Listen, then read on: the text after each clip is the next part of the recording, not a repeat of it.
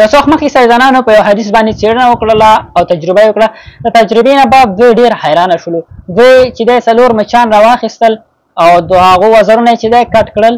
لومړی چې دی د مچانو چپ وزرونه راواخیستل، دا تر مایکروسکوپ لاندې ولیدل.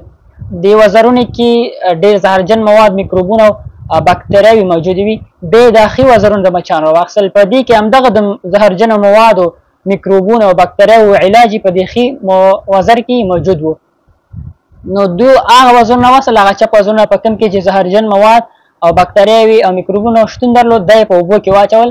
نو چې کله دوی اوبه د مایکروسکوپ لاندې ولیدلې، نو هغه اوبه چې وي د زهرجنو موادو، میکروبونو او باکتریاوو څخه ډکې شوې.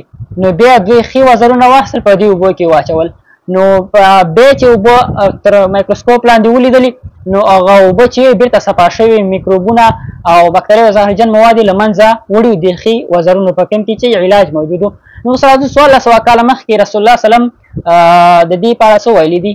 په صحیح البخاري کې په 3320 نمبر حدیث کې رسول الله سلم فرمایلی دي، کله چې ستاسو په څښاک اوبو کې یو مچ وغورځېږي، نو تاسو یې دواړه وزرونه په دې اوبو یا څښاک کې چې دی کېږدئ، تر څو په یو وزر کې د دې مچانو چې دی ناروغۍ موجود دي، میکروبونه موجود دي، او په دې بل وزر کې چې دی د دې ناروغۍ علاج او دارو موجود دي، تر څو چې دا څښاک بیرته پاک او صفا شي.